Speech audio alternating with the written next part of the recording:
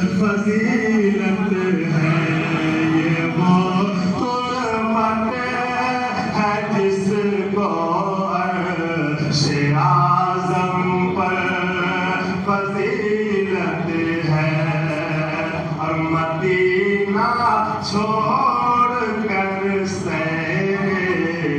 جنا کی کیا ضرورت ہے مدینہ چھوڑ کر جنا کی کیا ضرورت ہے کہ مدینہ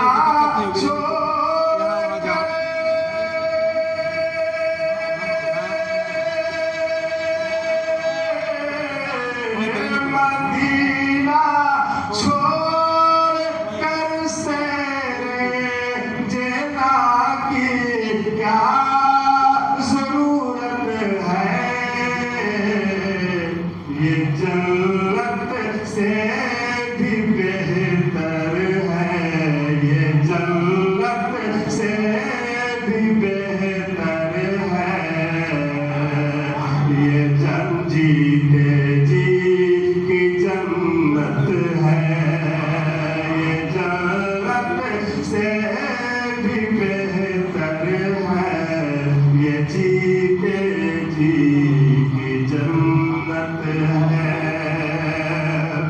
اور مدینہ چھوڑ کر جنت کی خوشبو مل نہیں سکتی مدینہ چھوڑ کر جنت کی خوشبو مل نہیں سکتی کہ مدینہ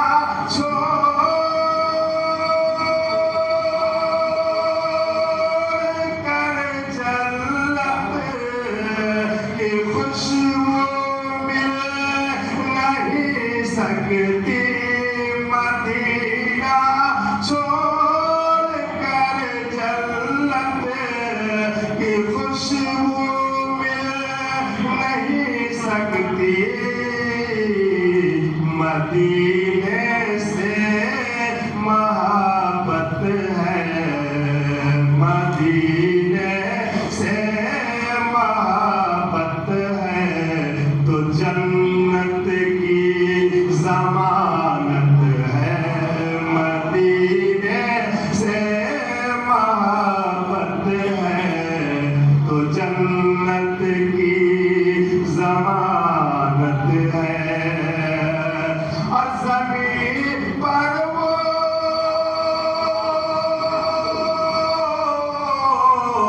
زمین پر وہ محمد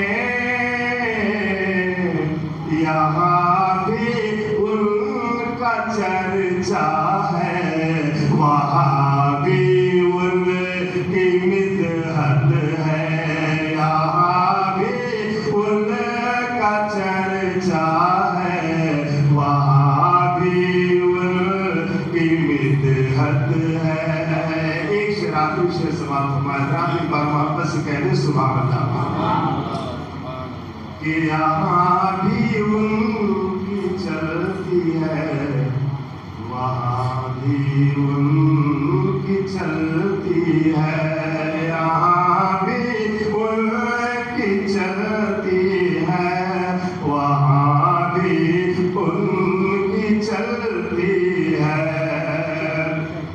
کہ یہاں بھی ان کی چلتی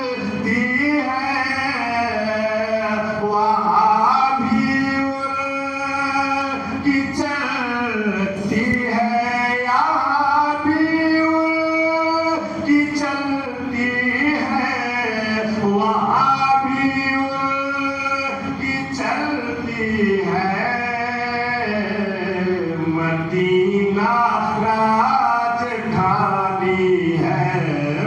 مدینہ راجدھانی ہے دو عالم پہ حکومت ہے مدینہ راجدھانی ہے دو عالم پر حکومت ہے مدینہ ایسا گلشن ہے جو ہر گلشن کی زینت ہے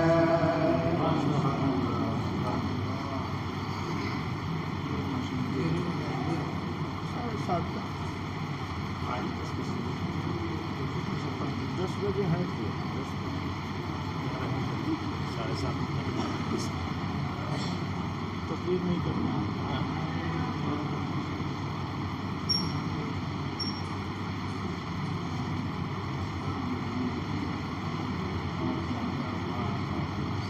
پہلے ہم لگا دیں کانٹا والا پہلے نہیں لگاتا ہے مدینہ شریف کی ہے السلام علیکم ورحمۃ اللہ تعالی وبرکاتہ خوش بختوں کی بڑی جماعت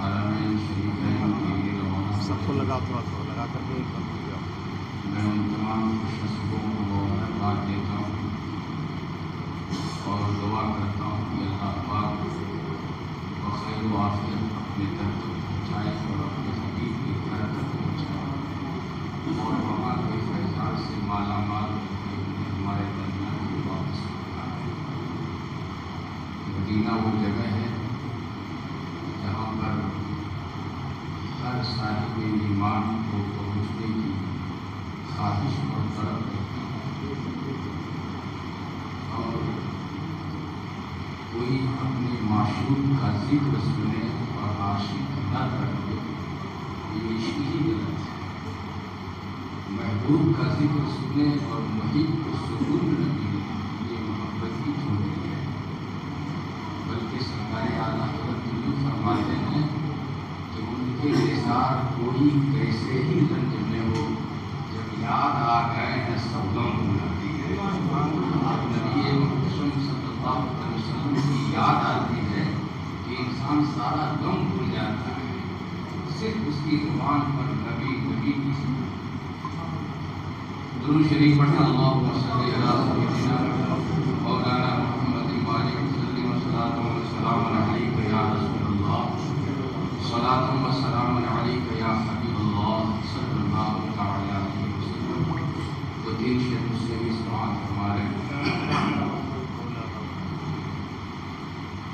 جو کوئی غم ستائے تو مدینہ یاد کر لینا غم اور مصیبت سے رہائی کا یہی ایک ذریعہ ہے مدینہ پاک کو یاد کر لیں اور مدینہ والے کو دل سے یاد کر لیں ساری مصیبتیں خود بخود دور ہوتی ہوئی نظر آئیں جو کوئی غم ستائے تو مدینہ یاد کر لینا نہ دل کو چین آئے تو مدینہ یاد کر لینا نہ دل کو چین آئے تو مدینہ یاد کر لینا سہارا بے سہاروں کا مداوا غم کے ماروں کا نہ کوئی کام آئے تو مدینہ یاد کر لینا نہ کوئی کام آئے تو مدینہ یاد کر لینا نہ دل کو چین آئے تو مدینہ یاد کر ایک شعر و سماعت فرمائیں. سبحان اللہ. سنا ہے مشکلوں میں ساتھ کوئی بھی نہیں دیتا. سنا ہے ساتھ کوئی بھی مشکلوں میں ساتھ کوئی بھی نہیں دیتا. زمانہ چھوڑ جائے تو مدینہ یاد کر لینا. زمانہ چھوڑ جائے تو مدینہ یاد کر لینا.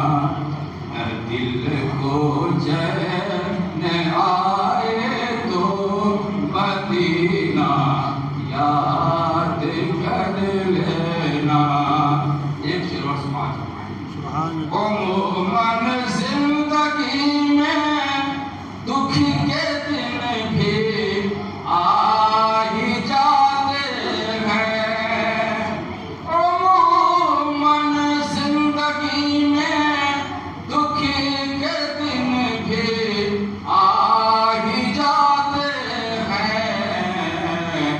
کبھی لمحہ یہ آئے تو مدینہ یاد کر لینا. کبھی لمحہ یہ آئے تو مدینہ یاد کر لینا.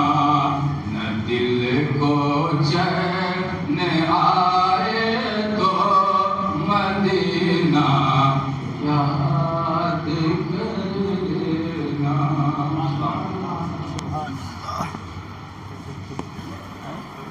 مولانا مفتی محمود عالم صاحب سے ملا برکاتی کا پورا مطلب استقبال کرے. بلند آواز سے نعرہ تکبیر کی صدا بلند میں نعرہ تکبیر، نعرہ رسالت، مسلک اعلیٰ حضرت، جشن عید میلاد النبی، نعرہ تکبیر. سرکار کی آمد، سرکار کی آمد، سرکار کی آمد، دلدار کی آمد، مختار کی آمد، مکی کی آمد.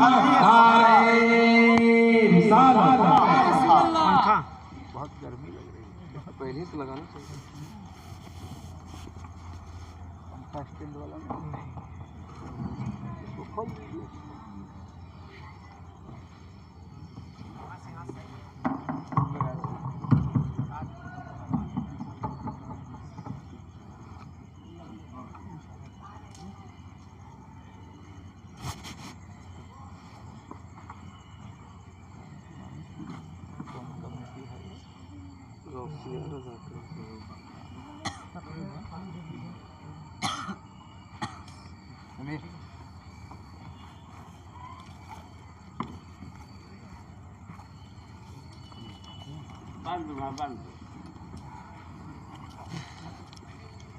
تقریباً 12:30.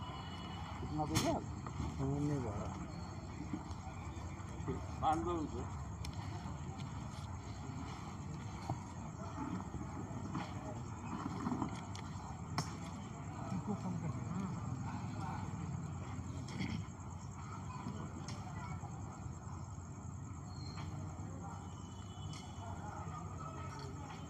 السلام علیکم ورحمۃ اللہ وبرکاتہ.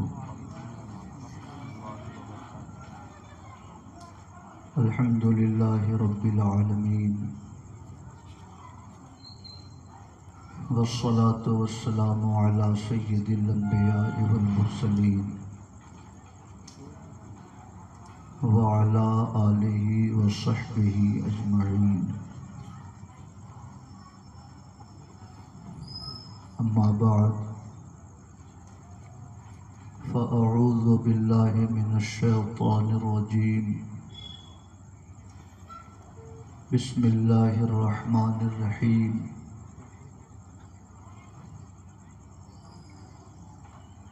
لمسجد اسس علی التقوى احق ان تقوم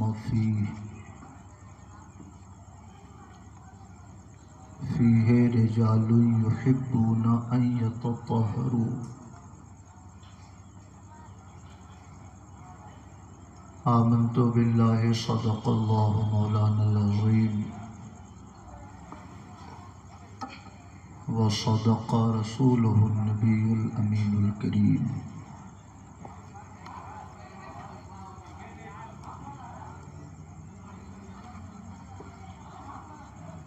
سب سے اعلیٰ و اولیٰ ہمارا نبی، سب سے بالا و والا ہمارا نبی،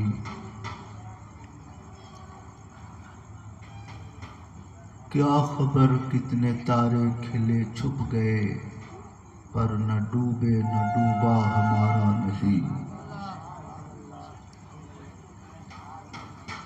قرنوں بدلی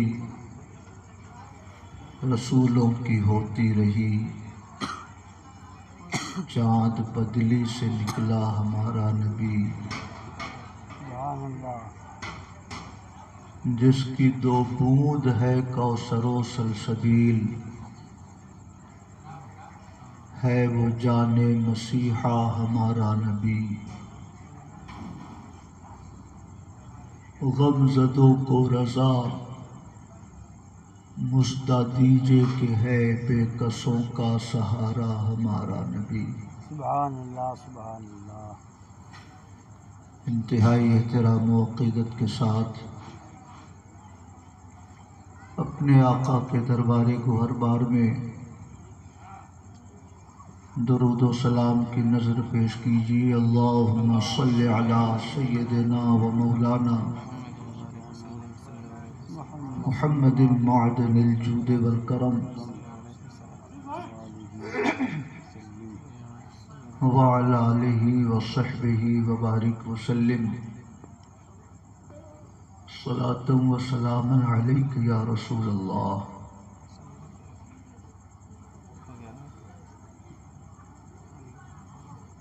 رفیقان گرامی،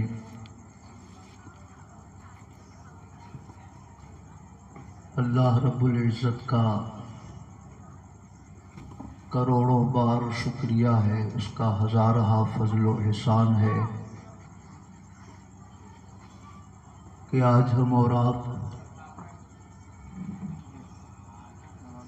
اس کے حبیب مکرم کی تشریف آوری کے موقع پر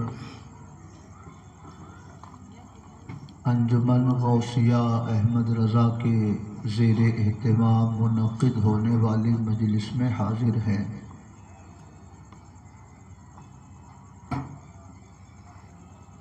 میں دعا کرتا ہوں اللہ رب العزت اس مجلس کو اپنے کرم سے قبول فرمائے اور تمام حاضرین مجلس کے گناہوں کو معاف فرما کر سب کو دین پر ایمان پر استقامت عطا فرمائے۔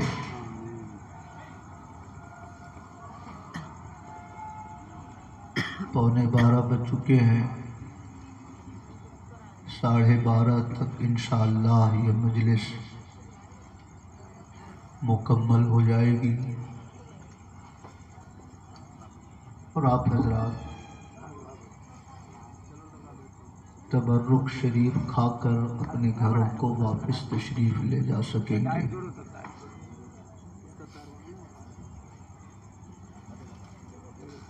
درود پاک پیش کیجیے۔ اللہم صلی علی سیدنا و مولانا محمد معدن الجود والکرم وعلی آلہ وصحبہ وبارک وسلم۔ صلاۃ و سلام علیک یا رسول اللہ۔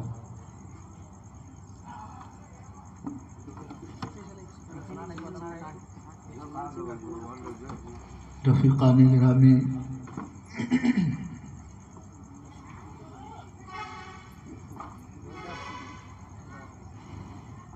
ہمارے نبی کریم صلی اللہ تعالی علیہ وسلم جب مکہ شریف سے ہجرت کر کے मदीने शरीफ तशरीफ़ लाए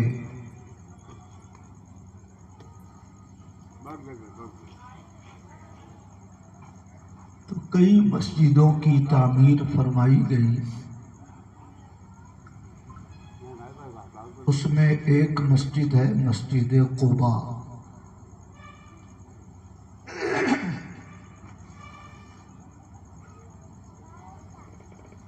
वहाँ के रहने वालों के सिलसिले में कुरान शरीफ की आयत उतरी, लमस्जिदुन उस्सिसा अला तक़वा अहक्कु अन तक़ूम फीह। वो मस्जिद जिसकी बुनियाद तक़वे पे रखी गई, वो मस्जिद इस बात की ज़्यादा मुस्तहक़ है कि आप उसमें इबादत करें। यानी मुनाफिकों ने जो मस्जिद बनाई है उस मस्जिद में आप तशरीफ़ न ले जाएं, बल्कि क़ुबा के मुसलमानों ने इखलास के साथ जिस मस्जिद की तामीर की है उस मस्जिद में आपका इबादत करना ज़्यादा बेहतर है। उसके बाद इरशाद फरमाया, फ़ीहे रिजालुन युहिब्बूना अन यततहरू। वहाँ ऐसे लोग रहते हैं जो खूब पाक होना पसंद करते हैं।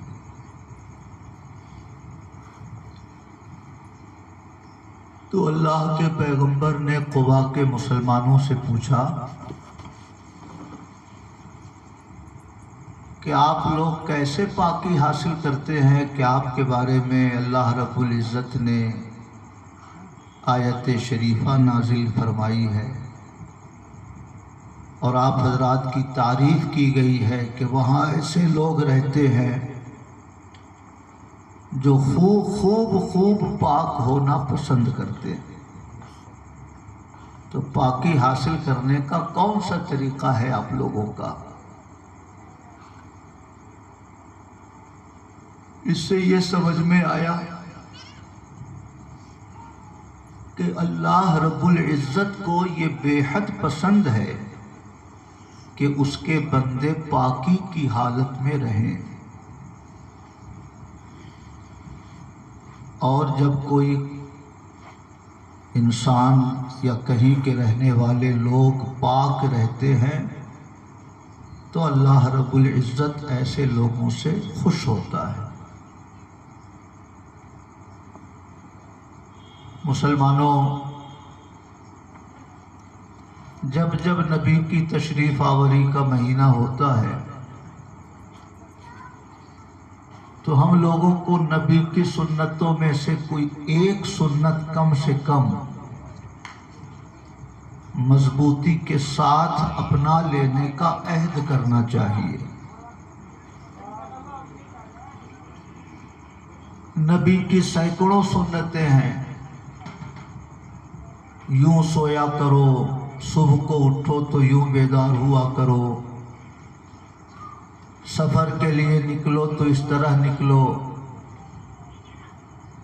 तो सैकड़ों सुन्नतें हैं पैगंबर की, लेकिन अगर हर माह रबीउल अव्वल में अगर हम ये तय कर लें कि एक सुन्नत हमको कम से कम मजबूती से थामनी है तो 50 साल में नबी की 50 सुन्नतें कम से कम हमारी ज़िंदगी में जलवा कर हो जाएंगी। आज हम लोगों को नबी के सुन्नत जो कि पाकी है उस हवाले से चंद बातें हम लोगों को समाअत करनी है। मैं अर्ज़ कर रहा था कि पैगंबर ने क़ुबा वालों से पूछा कि आपके पाकी हासिल करने का क्या तरीक़ा है। کہ اللہ رب العزت نے آپ لوگوں کی تعریف فرمائی ہے، تو قبا کے مسلمانوں نے کہا نتبع الحجرۃ بالماء، ہم پہلے پتھر استعمال کرتے ہیں اور اس کے بعد پانی بھی استعمال کرتے ہیں۔ یعنی جسم پہ گندگی لگی ہو، پیشاب کے قطرے لگے ہو تو پہلے اسے مٹی کے ڈھیلوں سے صاف کرتے ہیں، پھر اس کو ہم پانی سے دھوتے ہیں۔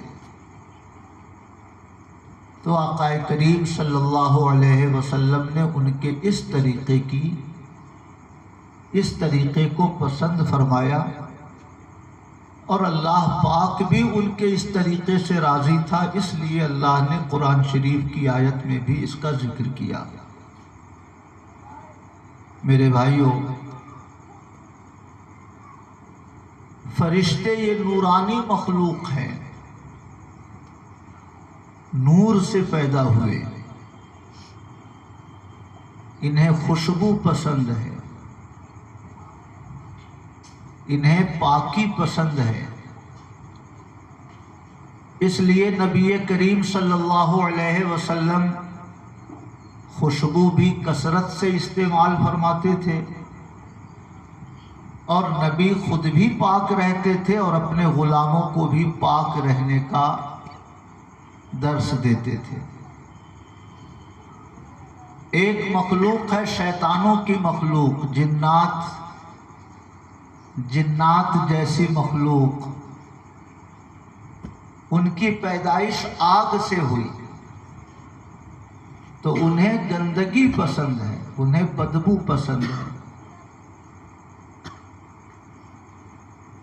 اللہ رب العزت نے انسانوں کی حفاظت کے لیے 70 فرشتے مقرر فرما رکھے ہیں۔ ایک آدمی کی حفاظت میں 70 فرشتے، کوئی ادھر بیٹھے ہیں، کوئی ادھر کھڑے ہوں گے، کوئی اوپر سے حفاظت کر رہے ہوں گے۔ اب جب انسان پاک نہ ہو تو فرشتے قریب نہیں آتے ہیں، اور جب فرشتے قریب نہیں آتے ہیں تو شیطان کو حملہ کرنے کا موقع مل جاتا ہے۔ اس لیے کوئی آدمی آسیب کا شکار ہو، کوئی آدمی بھوت اور جنات کے کرب میں مبتلا ہو، آپ گہرائی سے پوچھئے گا تو کہیں نہ کہیں سے یہ بات ضرور سامنے آئے گی کہ یہ پاک نہیں رہتا۔ پاک نہیں رہتا تو فرشتے قریب نہیں آتے، اور جب حفاظت کرنے والے فرشتے قریب نہیں آتے تو شیطان قریب آتے ہیں اور اس انسان کو اپنا شکار بنا لیتے ہیں۔ اس لیے نوجوانوں، آمد رسول کے اس مبارک موقع پر یہ عہد کرو کہ ہمیں اپنا جسم بھی پاک رکھنا ہے، اپنی نگاہ بھی پاک رکھنی ہے، اپنی زبان بھی پاک رکھنی ہے، اپنی فکر کو بھی پاک رکھنا ہے، کیونکہ پاکی یہ ایمان کا حصہ ہے۔ جو انسان جس قدر پاک رہتا ہے اسے ایمان کی روشنی اس قدر زیادہ ملتی ہے، اور جو آدمی ناپاک رہتا ہے وہ اللہ کی رحمتوں سے دور رہتا ہے، فرشتوں سے دور رہتا ہے، ذہنی طور سے، دماغی طور سے، جسمانی طور سے، کاروبار کے اعتبار سے وہ ہمیشہ پریشان رہتا ہے۔ آقا کریم صلی اللہ علیہ وسلم ارشاد فرماتے ہیں، لا يدخل الملائکۃ بیتا فیہ کلب او جنب او صورہ، اس گھر میں اللہ کی رحمت کے فرشتے داخل نہیں ہوتے جس گھر میں کتا پالا جاتا ہو۔ ایک جس گھر میں انسانوں کی جانوروں کی تصویر رہتی ہو اس گھر میں بھی فرشتے نہیں جاتے، یا جس گھر میں کوئی ناپاک انسان ناپاکی کی حالت میں رہتا ہو اس گھر میں بھی اللہ کی رحمت کے فرشتے نہیں جاتے۔ میرے بھائیوں، جدھر نظر اٹھا کے دیکھیے ہر انسان پریشان ہے، کسی کو کاروبار کی پریشانی، کسی کو صحت کی پریشانی، کوئی امراض و اسقام کا شکار ہے، مختلف بیماریوں میں مبتلا ہے، کسی کی اولاد نافرمان ہے، کسی کی بیوی فرما بردار نہیں ہے۔ ان ساری پریشانیوں کا شکار انسان کیوں ہے؟ کیونکہ اس نے اپنے لیے رحمت الہی کے دروازوں کو بند کر رکھا ہے۔ اللہ کے پیغمبر نے فرمایا جس گھر میں کتا رہتا ہو اس میں فرشتے نہیں جاتے، جس گھر میں جاندار کی تصویر رہتی ہو اس گھر میں اللہ کی رحمت کے فرشتے نہیں جاتے۔ کون سا گھر ہوگا جس میں شادی کی تصویریں نہیں لگی ہوں گی؟ کون سا گھر ہوگا جس میں پیر صاحب کا فوٹو نہیں لگا ہوگا؟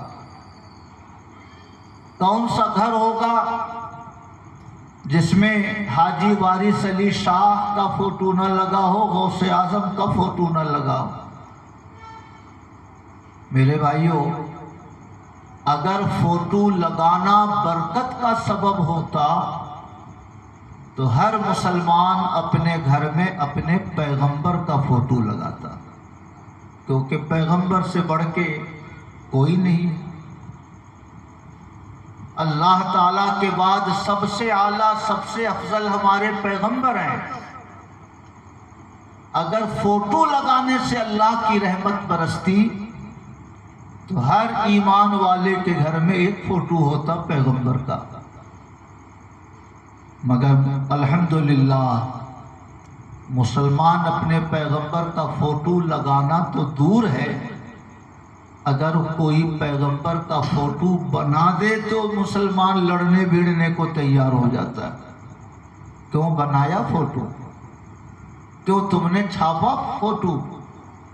کیوں تم نے میرے پیغمبر کی تصویر بنائی؟ پوری دنیا کے مسلمان احتجاج کرنے لگتے۔ سبحان اللہ، پیغمبر کا فوٹو نہ بناؤ، نہ گوارا کرو، نہ گھر میں رکھو، مگر اپنے پیر صاحب کا فوٹو رکھو، بابا تاج الدین اولیاء کا فوٹو رکھو، حاجی وارث علی شاہ کا فوٹو رکھو، خواجہ اجمیری کا فوٹو رکھو، تمام پیغمبروں کے جو سردار ہیں ان کا فوٹو نہیں رکھ سکتے ہم، تو پھر کسی ولی، کسی پیر، کسی بزرگ کی تصویر ہم اپنے گھر میں کیسے رکھ سکتے ہیں؟ اس لیے میرے بھائیوں، میں آپ سے عرض کرنا چاہتا ہوں، مراسم کے نام پر اور جھوٹی عقیدتوں کے نام پر ہم نے اپنے گھروں میں بہت ساری تصویریں لٹکا رکھی ہیں، مگر اس تصویر کا سائیڈ ایفیکٹ یہ ہے کہ آقا فرماتے ہیں جس گھر میں جاندار کی تصویر رہتی ہو اس میں اللہ کی رحمت کے فرشتے نہیں آتے۔ جب آپ نے خود ہی رحمتوں کا دروازہ بند کر رکھا ہے، شیطان کے لیے دروازہ کھول رکھا ہے، تو بیماری کس پہ آئے گی؟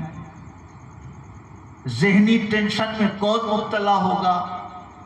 اولاد کس کی نافرمان نکلے گی؟ اس لیے میں آپ سے عرض کرنا چاہتا ہوں، تصویروں سے گریز کیجیے۔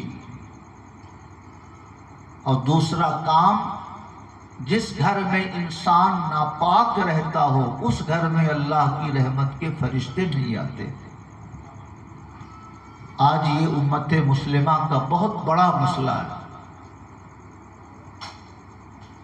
ہم میں سے اکثر لوگ नापाकी की हालत में जीने को फैशन समझते हैं। 10 बजे 11 बजे किसी के दरवाजे पहुंच जाइए, ऊंची जगह पे वो बैठाएगा, उम्दा नाश्ता लाएगा, चाय बनवा के लाएगा, आप कहिए ज़रा साहब भी पी लीजिए, अकेले ठीक नहीं लग रहा, तो वो कहेगा कि मैंने अभी ब्रश नहीं किया है। समझ रहे हैं? ब्रश नहीं किया है का मतलब अब तक मेरी जो हालत थी वही हालत अब तक है। जिस कौम को पैगंबर ने सुबह सादिक के वक्त जागने का शऊर बख्शा था,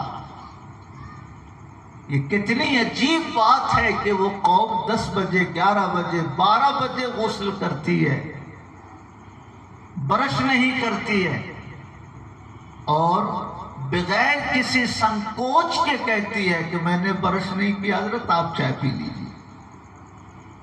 समझ रहे हैं? इसलिए मेरे भाइयों, आप ये ना समझें कि ये कोई बहुत छोटी चीज है, ये बहुत खतरनाक चीज है। खतरनाक क्यों है? आप जब तक नापाकी की हालत में हैं तब तक अल्लाह की रहमतों के फरिश्ते आपसे अलग हैं, और जब हिफाजत करने वाले फरिश्ते आपसे अलग हैं तो आपको नुकसान पहुंचाने वाले फरिश्ते आपसे करीब हैं, नुकसान पहुंचाने वाले शयातीन आपसे करीब हैं, और जब शैतान करीब होगा तो वो आपको आसेब में मुब्तला करेगा, बीमारियों में मुब्तला करेगा, आपको मुख्तलिफ परेशानियों में वो मुब्तला करेगा। इसलिए पाक रहने की आदत डालिए। सुभान अल्लाह। बुजुर्गों ने लिखा है कि फरिश्तों की ड्यूटी 2 वक्त चेंज होती है, एक सुबह के वक्त और एक असर और मगरिब के बीच में। दिन भर का नामे अमल या इंसान का बायोडाटा तैयार करने वाले फरिश्ते मगरिब के वक्त आसमान की तरफ बुलंद हो जाते हैं, और मगरिब के वक्त रात वाले फरिश्ते उतरते हैं जो फज्र की नमाज तक दुनिया में रहते हैं और इंसानों के आमाल का रिकॉर्ड तैयार करते हैं। सुबह में जो फरिश्ते आते हैं वो जाहिरी रिस्क लेकर आते हैं, और असर के बाद जो फरिश्ते आते हैं वो रूहानी रिस्क लेकर आते हैं। इसलिए हुक्म है वसब्बिहूहु बुक्रतम व असीला, अल्लाह की पाकी बयान करो सुबह में और अल्लाह की पाकी बयान करो शाम में। सुबह में पाकी बयान करोगे तो दुनियावी रिस्क तुम्हें मिलेगा, और अगर असर व मगरिब के बीच में अल्लाह की पाकी बयान करोगे तो तुम्हें रूहानी रिस्क मिलेगा। इसलिए इन 2 वक्त की हिफाजत का दर्स हमारे पैगंबर ने भी दिया है, और औलियाए उम्मत ने भी इस बात की तलकीन की है कि नमाज फज्र के वक्त उठो, गुस्ल करो, नमाज पढ़ो, उस वक्त से लेके सूरज के निकलने के वक्त तक इस्तिग़फ़ार पढ़ते रहो, तस्बीह पढ़ते रहो, क्योंकि यही रिस्क बटने का वक्त है।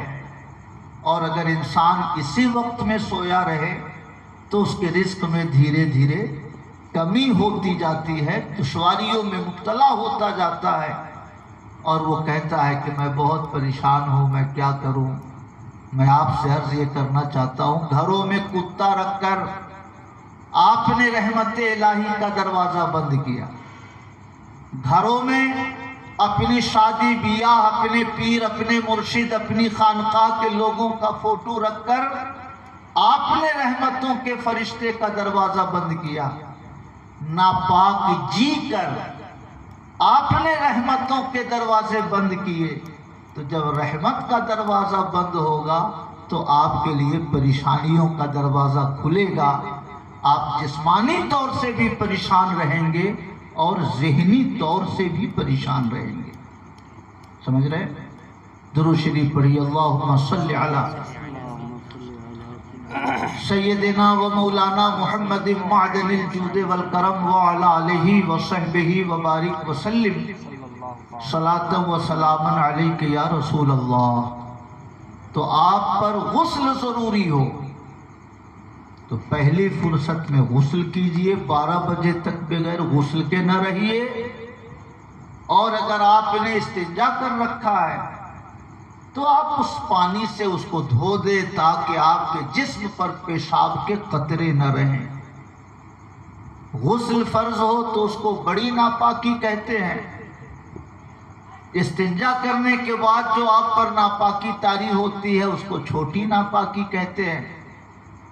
دونوں ناپاکیوں سے پاک رہنا یہ ہمارے پیغمبر کی سنت ہے اور ہر مسلمان کے لیے پیغمبر کی سنت پر چلنا یہ خیر کا اور برکتوں کا سبب ہے. سمجھ رہے میرے بھائیوں؟ مگر عجیب مسلمانوں کی کھوپڑی الٹ گئی. کھوپڑی الٹ گئی. کیسے الٹ گئی؟ ہماری شریعت نے اتنا آسان راستہ بتایا. پیشاب کر لو، مٹی کے ڈھیلے ہوں تو مٹی کے ڈھیلوں سے پیشاب کو خشک کر لو. مٹی کے ڈھیلے میسر نہ ہو، لکڑی کے سڑے گلے ٹکڑے ہوں، اس سے پیشاب کو جذب کر لو. وہ بھی نہ ہو، سڑا گلا کپڑا ہو جو انسانوں کے استعمال کے لائق نہیں ہے، اسی سے پیشاب کو صاف کر لو. کسی بھی طریقے سے پیشاب کو جسم پہ نہ رہنے دو. پانی میسر ہو تو پانی استعمال کر کے پانی سے پیشاب کے قطروں کو دھو دو. مگر تقریباً یہ فیشن بن چکا ہے. ہر نوجوان اس بات میں کوئی تکلف نہیں محسوس کرتا کہ ہم استنجا ہم نے کیا یا نہیں کیا. اس سے اس کی صحت پر کوئی فرق نہیں پڑتا. اب اگر آپ اس سے کہیے چلو درزی مارکیٹ میں ملا شریف ہے تو وہ کہے گا نہیں آپ کھو لیجئے میرا بدن ٹھیک نہیں. ہوتا ہے نا ایسا؟ چلو چلو مسجد میں عید میلاد النبی کی مجلس ہے، چلو شریک ہو لینا. کہا میرا بدن ٹھیک نہیں، آپ لوگ ہو لیجئے. جنازے کا موقع ہو، آپ کہیے چلو فلاں صاحب کے رشتہ دار کا انتقال ہو گیا، لوگ سڑک پہ کھڑے رہیں گے مگر جنازہ میں نہیں جائیں گے. کیوں؟ بدن ٹھیک نہیں.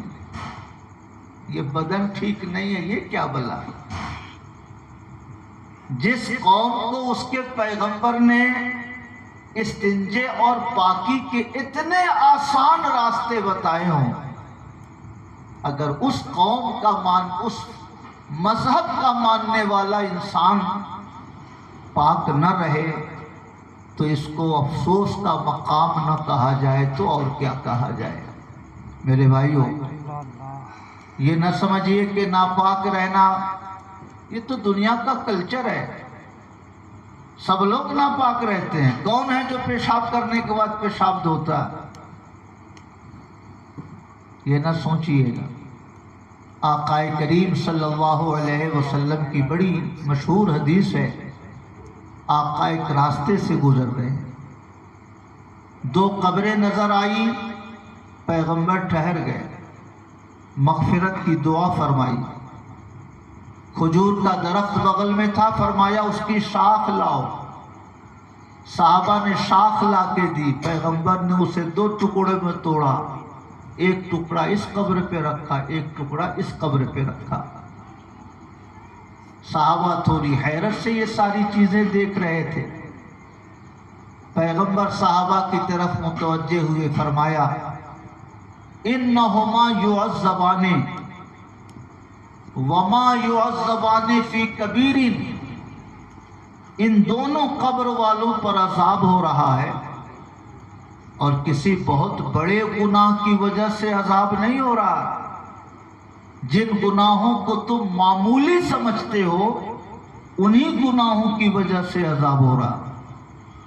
एक शख्स वो है इसमें जो चुगलखोरी करता था, यहाँ की बात वहाँ, वहाँ की बात वहाँ पहुँचाता था। और एक शख्स वो है इस कब्र में जो पेशाब से नहीं बचता था, जो पेशाब से नहीं बचता था।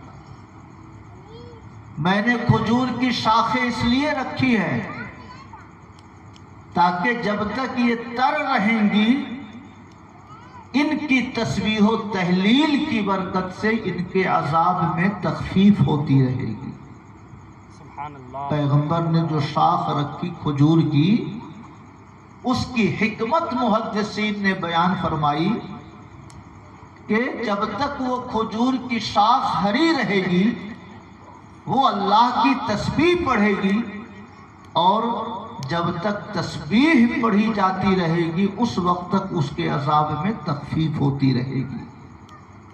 इससे क्या समझ में आया?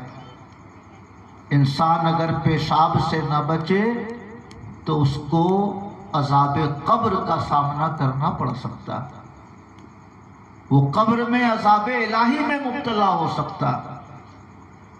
इसलिए नौजवानों, स्कूल में पढ़ते हो, कॉलेज जाते हो, ट्रेनों से सफ़र करते हो, कारोबार के लिए दिल्ली और भोपाल का सफ़र तुम्हारी ज़िंदगी में अक्सर होता है। कहीं रहो मगर पैगंबर की एक सुन्नत अपना लो कि हमें पाक रहना है, हमें अपने जिस्म पे पेशाब के कतरों को रुकने नहीं देना है। हम पैगंबर की एक सुन्नत को अपना ले, पाक रहना, तो कब्र के अजाब से भी हम बच जाएंगे और शयातीनों और जिन्ना के जो हमले हमारे ऊपर होते हैं उससे भी बच जाएंगे। सुभान अल्लाह। हज़रत मारूफ करखी बगदाद शरीफ के बड़े मशहूर बुजुर्ग गौसे आज़म रदी अल्लाह ताला अन्हु से 270 साल पहले इनका विसाल हुआ। गौसे आज़म का इंतकाल 560 हिजरी, 471 हिजरी में पैदा हुए और 560 हिजरी में गौसे आज़म का विसाल हुआ। और शेख मारूफ करखी का इंतकाल सन 200 हिजरी में हुआ। तो गौसे आज़म पैदा हुए 471 और इनका इंतकाल हुआ 200 हिजरी। गोया गौसे आज़म से 271 साल पहले के ये बुजुर्ग हैं। बगदाद शरीफ की नहर, नहर दजला बहुत मशहूर है। फुरात और दजला ये इराक के सबसे मशहूर दरिया है। नहर दजला, दरियाए फुरात। तो शेख मारूफ करखी नहर के किनारे बैठे हैं दरियाए दजला के, अल्लाह का जिक्र कर रहे हैं। इसी दरमियान वज़ू टूट गया तो अब चंद कदम के फासले पर पानी है। वज़ू के लिए आराम से पानी तक पहुंच सकते थे, मगर वहां जाने से पहले तयम्मुम करना शुरू किया। तो जो लोग वहां इर्तिकाज़ुर, बगली में तो पानी है, ये तयम्मुम करने की क्या ज़रूरत है? आप कदम बढ़ाइए, पानी से वज़ू कीजिए। शेख मारूफ करखी ने फरमाया कि तुम गारंटी लेते हो कि वहां पहुंचने तक मेरी मौत नहीं होगी? अगर वहां पहुंचने से पहले मेरी मौत हो गई तो हालत हदस में मेरी मौत होगी, और मैं नहीं चाहता कि अल्लाह की बारगाह में मेरी रूह नापाकी की हालत में पहुंचे। कहिए सुभान अल्लाह। बड़ी शान के बुजुर्ग हैं ये। गौसे आज़म रदी अल्लाह ताला अन्हु उनके मज़ार पे चिल्ला के लिए जाते थे। समझ रहे हैं? आप यूट्यूब पे डालिए शेख मारूफ करखी, तो उनके मज़ार का पूरा वीडियो आ जाता है। ज़मीन से कम 50 फीट की बुलंदी पे उनका मज़ार है, मस्जिद है, गुंबद बना है, मगर उनकी असल कब्र नीचे है। یعنی اوپر سے 30-40 فٹ نیچے آئیے تو اصل قبر ہے ان کی. تو جہاں پہ ان کی قبر انور ہے اس میں 2-3 محراب بنے ہیں بغل میں. تو لوگ کہتے ہیں کہ یہی وہ محراب ہے کہ جس میں غوث اعظم چلہ کے لیے تشریف لاتے تھے. غوث اعظم جہاں چلہ کے لیے تشریف لے جائیں آپ اندازہ لگا سکتے ہیں کہ کس شان کے وہ بزرگ ہیں. سمجھ رہے ہیں؟ امام شافعی رحمۃ اللہ علیہ فرماتے تھے قبر و معروف الکرخی تریاق مجرب لاجابت الدعاء. معروف کرخی کی قبر دعاؤں کی مقبولیت کے لیے تریاق مجرب ہے. دعاؤں کی قبولیت چاہیے تو ان کے قبر پہ جا کے دعا کرو. ان کے وسیلے سے اللہ رب العزت سے اپنی حاجتیں مانگو. ان کی قبر دعاؤں کی قبولیت کے لیے تریاق مجرب ہے. اپنے زمانے کے وہ ابدال تھے. ایک بار حجامت بنوانے لب بنوانے تشریف لے گئے حجام کے یہاں. اب اس نے جب کاٹنا شروع کیا تو یہ حجام کی کرسی پہ یا جو بھی اس زمانے میں سسٹم رہا ہو بیٹھے ہیں اور سبحان اللہ سبحان اللہ سبحان اللہ پڑھ رہے ہیں. حجام قینچی چلانا چاہتا ہے ان کے ہونٹ ہل رہے ہیں. تو حجام نے کہا حضور ایسے پڑھتے رہیے گا تو میں ہونٹ نہیں آپ کا لب نہیں بنا پاؤں گا, حجامت نہیں بنا پاؤں گا. تو شیخ معروف کرخی نے فرمایا سبحان اللہ انت تعمل ولا اعمل. تم اپنا کام کر رہے ہو اور میں اپنا کام نہ کروں. تم اپنا کام کر رہے ہو اور میں اپنا کام چھوڑ دوں. اس لیے بنانا ہو بناؤ, نہ بنانا ہو نہ بناؤ, مگر میں اللہ کی تسبیح چھوڑوں گا نہیں. کہیے سبحان اللہ. اسی پر ایک بات اور یاد آ گئی. شیخ معروف کرخی کے مرید ہیں شیخ سری سقطی, اور شیخ سری سقطی کے مرید ہیں شیخ جنید بغدادی. سری سقطی یہ ماموں تھے اور جنید بغدادی بھانجا تھے. پیر اور مرید کا بھی رشتہ تھا اور ماما بھانجے کا بھی رشتہ تھا. اور قبر بھی الحمدللہ دونوں بزرگوں کی ایک ہی جگہ ہے. مگر اتنا ادب ہے کہ جہاں حضرت سری سقطی کا پاؤں ہے اس کے بالمقابل حضرت جنید بغدادی کا چہرہ ہے. یعنی برابری میں نہیں ہے. جہاں حضرت سری سقطی کا پاؤں اس کے مقابلے میں حضرت جنید بغدادی کا سر انور ہے. پیر کے ادب میں وصیت فرمائی ہوگی. خیر, حضرت جنید بغدادی فرماتے ہیں کہ اخلاص کس کو کہتے ہیں وہ میں نے ایک حجام سے سیکھا. ایک بار میرے پاس پیسے نہیں تھے, درہم نہیں تھا حجام کو دینے کے لیے. میں پہنچ گیا حجام کے یہاں. میں نے کہا اللہ کے لیے میرا قلم بنا دو, میرے لب بنا دو, مونچھ تراش دو اللہ کے لیے. تو وہ حجام کسی دوسرے کا بال بنا رہا تھا. فوراً چھوڑ کے ان کی طرف متوجہ ہوا. ان کے سر کے بال, مونچوں کے بال جو بھی بنانے تھے بنائے. حضرت جنید بغدادی واپس آ گئے گھر. کچھ دنوں کے بعد جب پیسے آئے حضرت جنید بغدادی کے پاس تو سوچا کہ اس دن تو ادھار بنا لیا تھا, پیسہ جا کے لوٹا دوں اس کو. تو پیسہ لے کے گئے حجام کے پاس.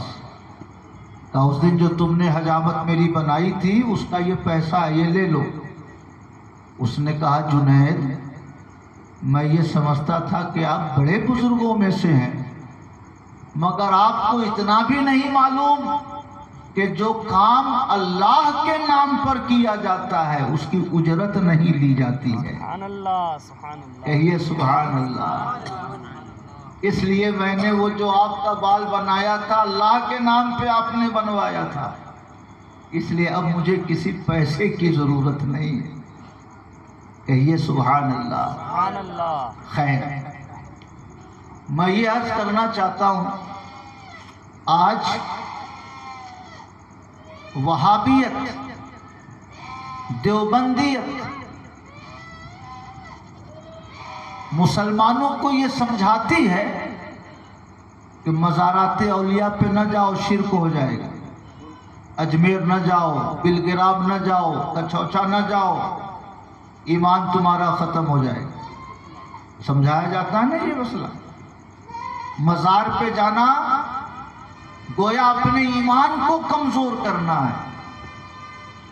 میں آپ سے عرض کرنا چاہتا ہوں، وہابیت یہ 12ویں صدی ہجری کا فتنہ ہے۔ 1211 ہجری میں ابن عبد الوہاب نجدی کی موت ہوئی۔ 12ویں صدی کا مسئلہ ہے یہ۔ اور شیخ معروف کرخی کا انتقال کب ہوا؟ سن 200 ہجری میں۔ یعنی وہابیت کے فتنے سے 1000 سال پہلے شیخ معروف کرخی کا انتقال ہوا، اور امام شافعی کا انتقال 204 ہجری میں۔ امام شافعی فرماتے تھے کہ ابن شیخ معروف کرخی کی قبر دعاؤں کی قبولیت کے لیے تریاق مجرب ہے۔ گویا امام شافعی 200 ہجری میں بھی شیخ معروف کرخی کی قبر پہ جاتے تھے، ان کے وسیلے سے خدا سے دعائیں کرتے تھے، دعائیں قبول ہوتی تھیں۔ تبھی تو دنیا والوں سے کہا کہ شیخ معروف کرخی کی قبر دعاؤں کی قبولیت کے لیے تریاق مجرب ہے۔ 1000 سال پہلے شیخ معروف کرخی کی قبر پہ امام شافعی جاتے تھے، یہ شرک نہیں تھا۔ اور 1000 سال کے بعد آج یہ ہمیں سمجھایا جاتا ہے کہ مزارات اولیاء پہ جاؤ گے تو ایمان تمہارا کمزور ہو جائے گا، مزارات اولیاء پہ جاؤ گے تو تم شرک کے قریب ہو جاؤ گے۔ میں آپ سے عرض کرنا چاہتا ہوں، ایک بات تو یہ معلوم ہوئی کہ وہابیت کے آغاز سے 1000 سال پہلے بھی علماء محدثین بزرگوں کے مزارات پہ جاتے تھے، اور بزرگوں کے واسطے سے اللہ کی بارگاہ میں دعائیں پیش کرتے تھے تو اللہ تعالیٰ ان کی دعاؤں کو قبول فرماتا تھا، ہے نا؟ سبحان اللہ۔ اس سے تو اہل سنت کا عقیدہ ثابت ہوا نا۔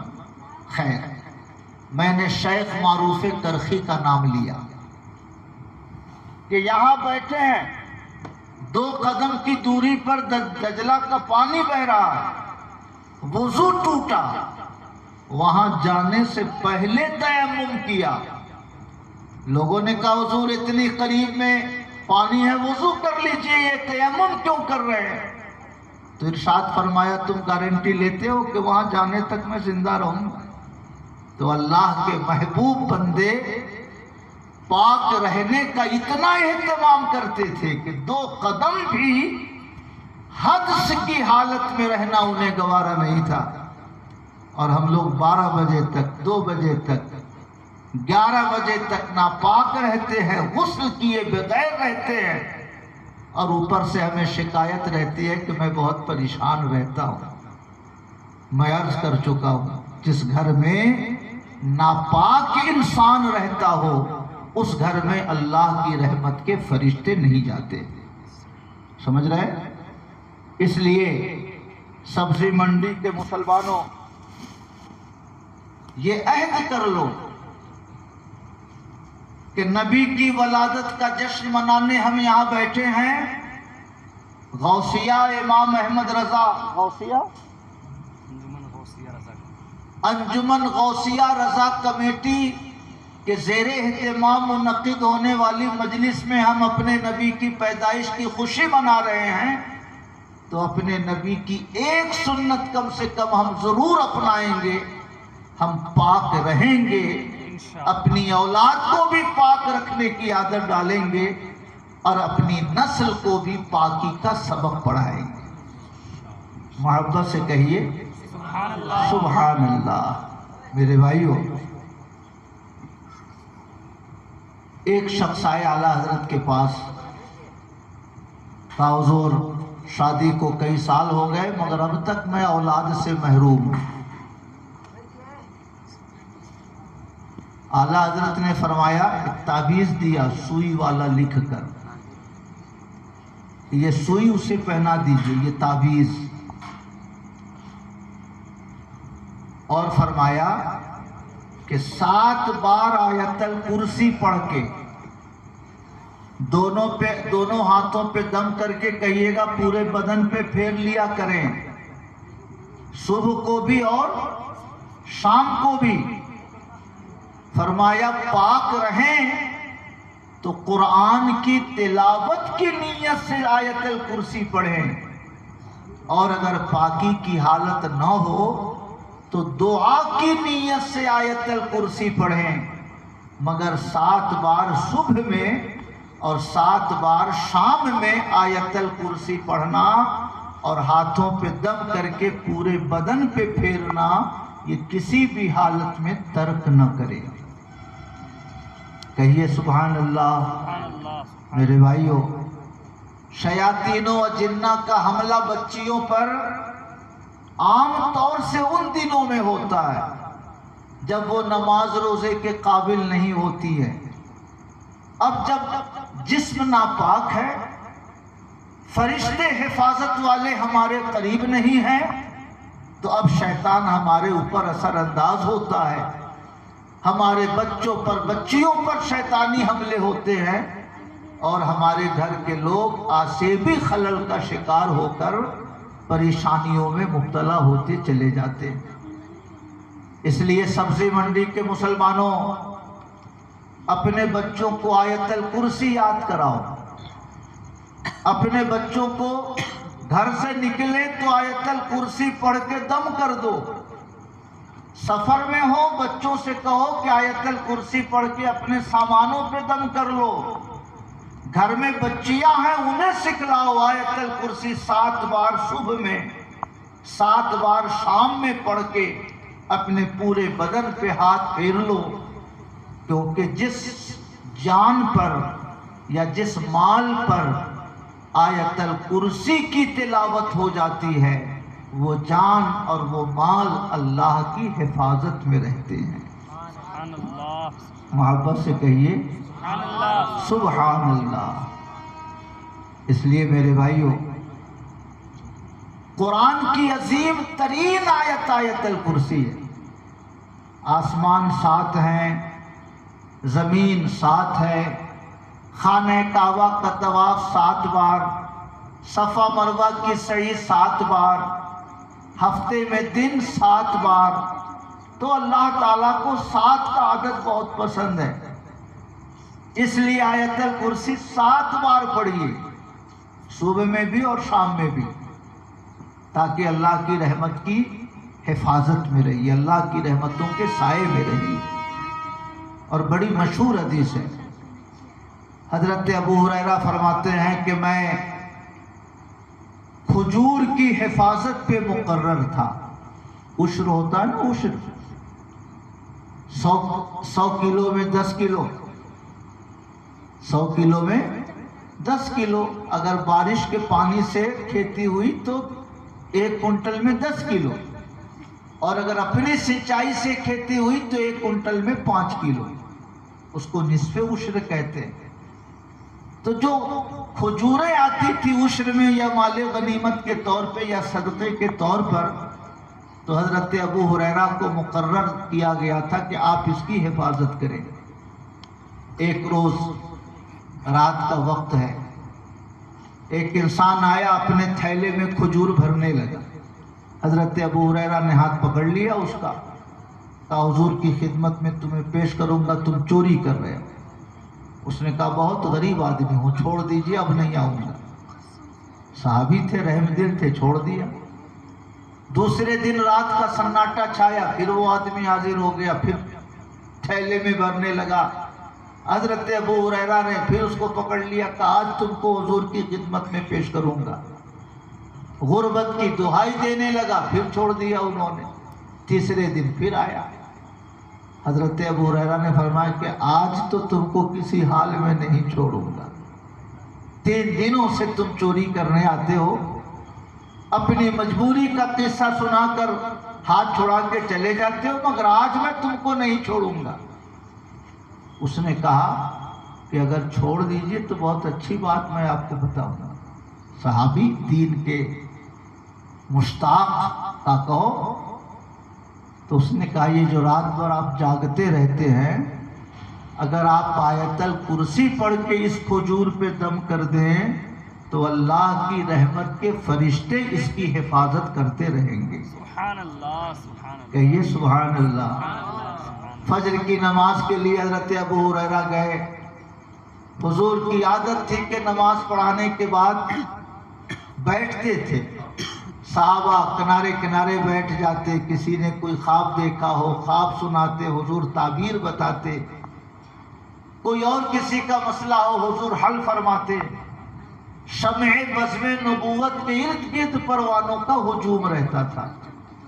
تو حضرت ابو ہریرہ نے اپنا مسئلہ پیش کیا، حضور 3 دن سے ایک آدمی آتا ہے، کھجور چوری کرتا ہے، میں اسے پکڑتا ہوں، وہ غربت کی دعائی دے کے ہاتھ چھڑا لیتا ہے۔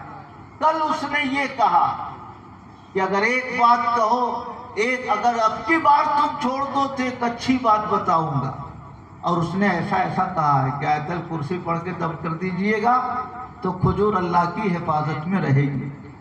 تو حضور نے تبسم فرمایا، ارشاد فرمایا تھا تو شیطان، مگر جو بات اس نے کہی وہ بالکل سچی ہے کہ جس مال یا جس جان پر اللہ آیت الکرسی کی تلاوت کر دی جاتی ہے وہ جان بھی اللہ کی حفاظت میں رہتی ہے اور وہ مال بھی اللہ کی حفاظت میں رہتا ہے۔ کہیے سبحان اللہ۔ مگر ہم اپنے بچوں کو قرآن پڑھنا ہی نہیں سکھاتے۔ 3 سال 4 سال ہم اسے اردو پڑھائیں گے تو کلاس پیچھے ہو جائے گا، پھر انجینئر نہ بن سکے گا، ڈاکٹر بننے میں 28 سال لگ جائیں گے۔ تو اس لیے بچہ پیدا ہوتا ہے اور لوگ اس کو اسکول پہنچانا شروع کر دیتے۔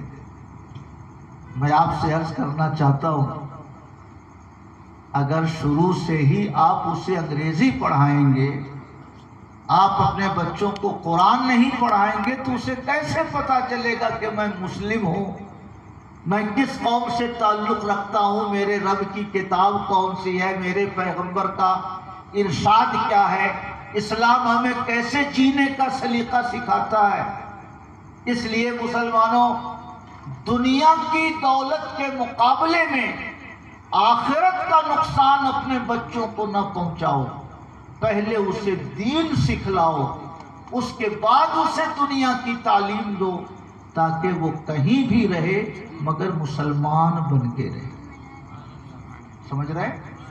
کہیں بھی رہے مسلمان بن کے رہے، یہ فرض اولین ہے۔ امام ابن عطا اللہ فرماتے ہیں کہ کسی آدمی کے پاس شیر بیٹھا ہو، اب کھائے تب کھائے،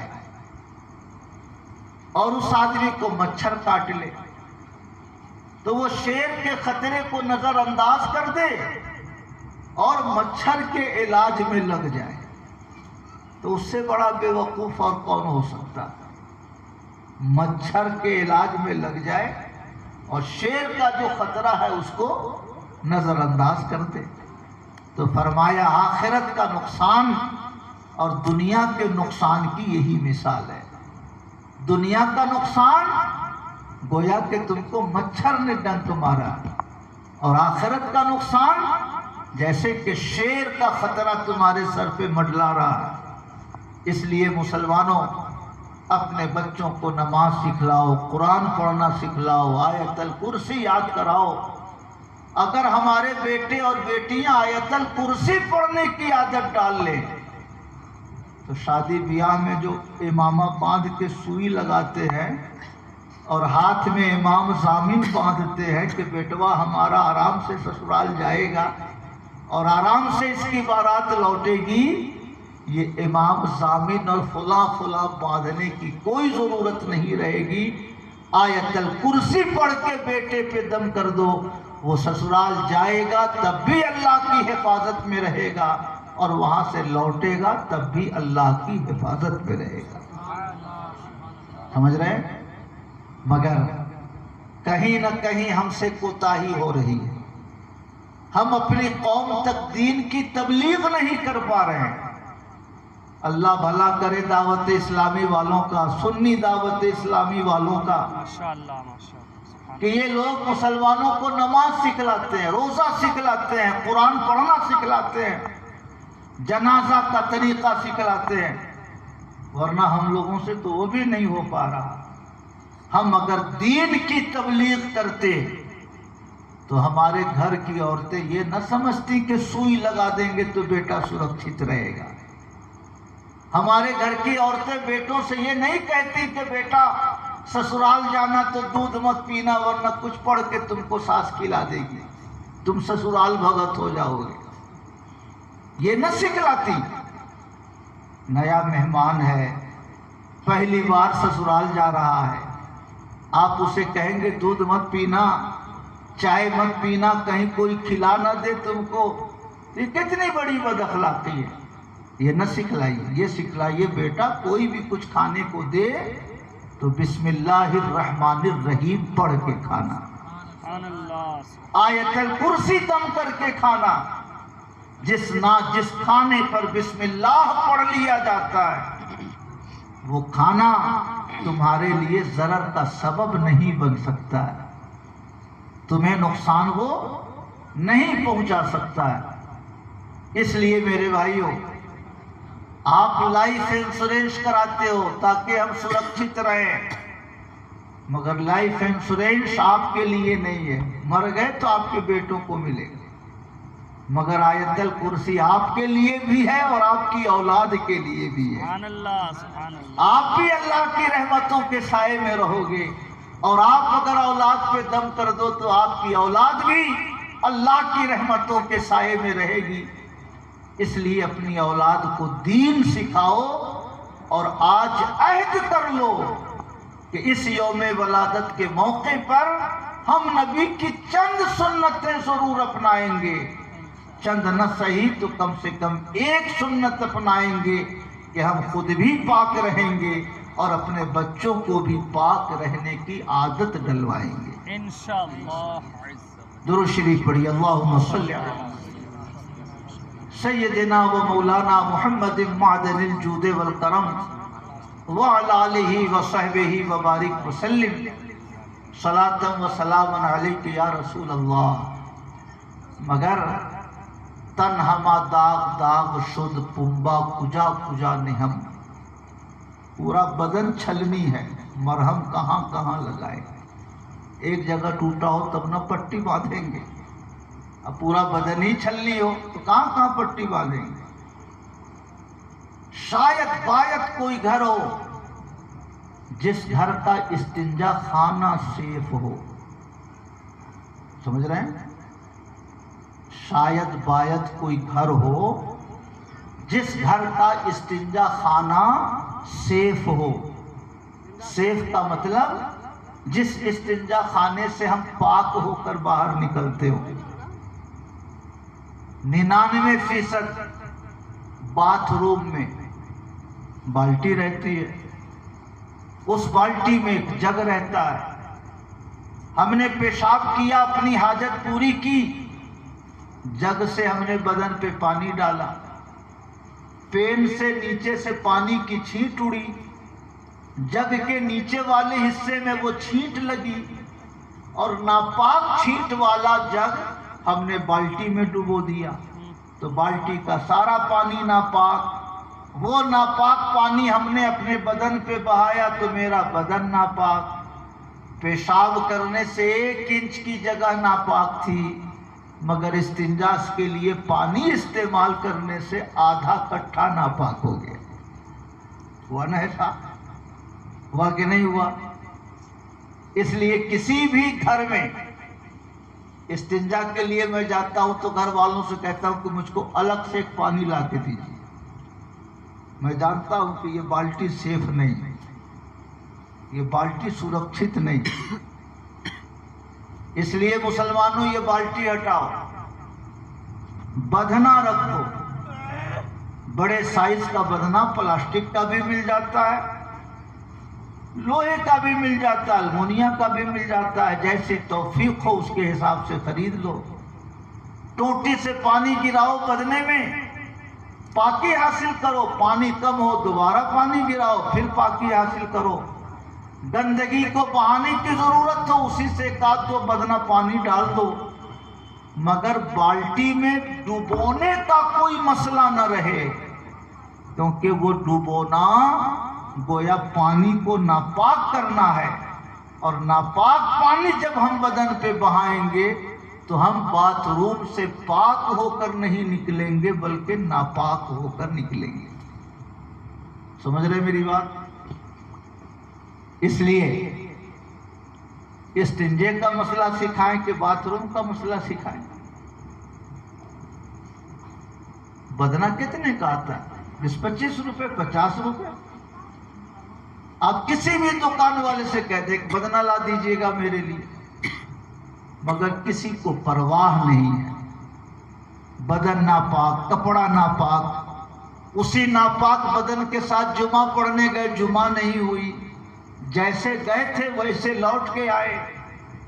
اس لیے نماز پڑھنے والوں کی زندگی میں بھی کوئی خیر نظر نہیں آتا، جو جمعہ پڑھنے جاتے ہیں ان کی زندگی میں بھی کوئی تبدیلی نظر نہیں آتی۔ نقص نماز میں نہیں ہے، نماز تو اللہ کی عظیم ترین عبادت ہے، مگر اللہ کی عبادت کی روشنی ہمارے سینے میں نہیں آ رہی ہے، کیونکہ ہم نماز پڑھنے کے قابل ہی نہیں ہیں۔ نہ ہمارا کپڑا پاک ہے، نہ ہمارا جسم پاک ہے۔ گھروں میں بچے نے پیشاب کیا، کپڑا پڑا ہے باتھ روم میں، اور بچے نے پیشاب کیا وہ بھی کسی کونے میں پڑا ہے۔ شوہر نے غسل کیا، اس کا پینٹ اترا ہوا ہے۔ اب بیوی کے نہانے کا ٹائم آیا، اس نے واشنگ مشین میں پانی ڈالا، سرف ڈالا، بیٹے کے پیشاب والا کپڑا، بچے کے استنجا والا کپڑا اور شوہر کی لنگی سب اسی میں ڈال کے عطر مجموعہ بنا دیتی ہے۔ عطر آتا تھا نا پہلے 96 آتا تھا کہ نہیں آتا؟ بچے کا کپڑا ناپاک، فلاں کا کپڑا ناپاک، فلاں کا کپڑا ناپاک، اور اس میں شوہر کی لنگی، شوہر کا کرتا، سب کو آپ نے ایک ہی میں ڈال کے واشنگ مشین میں گھما دیا۔ تو جو ناپاک تھا وہ تو ناپاک ہی تھا، پاک بھی اس کے چکر میں ناپاک ہو گیا۔ ہوا کہ نہیں ہوا؟ اس لیے گھر کی عورتوں کو دین سکھاؤ، پاکی ایسے حاصل ہوتی ہے، وضو ایسے ہوتا ہے، غسل ایسے ہوتا ہے، قرآن ایسے پڑھا جاتا ہے، آیت الکرسی یوں پڑھی جاتی ہے، جنازہ یوں پڑھا جاتا ہے۔ یاد رکھیے آپ کا بیٹا انجینئر بنا، اس سے دنیا کی تھوڑی راحتیں آپ کو مل سکتی ہیں، مگر آپ کا بیٹا اگر دین کے چند مسئلے سیکھ لیتا ہے تو اللہ کے پیغمبر فرماتے ہیں تدارس العلم ساعۃ من اللیل خیر من احیائها، رات کے چند لمحوں میں دین کی باتیں سیکھنا یہ رات بھر نفل نماز پڑھنے سے زیادہ افضل ہے۔ کہیے سبحان اللہ۔ اس لیے میرے بھائیوں وقت نہیں ہے، انجمن غوثیہ رضائے مصطفیٰ کے لوگوں نے آپ حضرات کے کھانے پینے کا بھی انتظام کر رکھا ہے، بہت دیر ہوگی تو کھانے پینے میں بھی لطف نہیں رہے گا، اس لیے چند باتیں میں آپ حضرات سے میں نے عرض کی ہے۔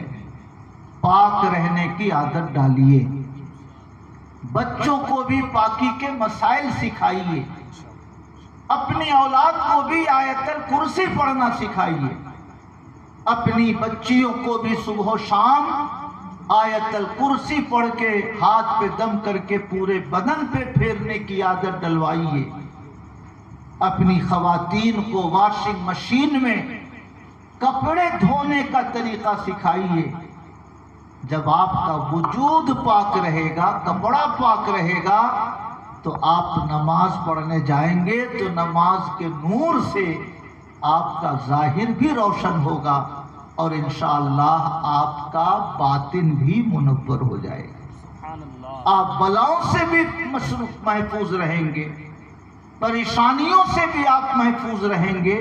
وہ آیت الکرسی انشاءاللہ شیطان سے بھی حفاظت کا ذریعہ بنے گی اور جادوگروں کے جادو ٹونا سے بھی انشاءاللہ آپ محفوظ و مامون رہیں گے۔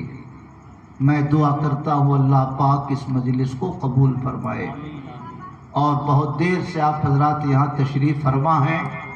اگر آپ کی سمجھ میں میری 2-3 باتیں بھی آ گئی ہوں تو میں یہ سمجھوں گا کہ میرا آنا وصول ہو گیا، انجمن کے ذمہ داروں کی محنت وصول ہو گئی، اور نبی کے یوم ولادت کے موقع پر نبی کی چند سنتیں بھی اپنانے کا ہم عہد کر لیں تو انشاءاللہ نبی کے یوم میلاد کی برکتیں بھی ہمیں نصیب ہو گئی۔ اللہ پاک اس مجلس کو قبول فرمائے۔ وما علینا الا البلاغ۔ کھڑے ہو کے صلاۃ و سلام پیش کیجیے۔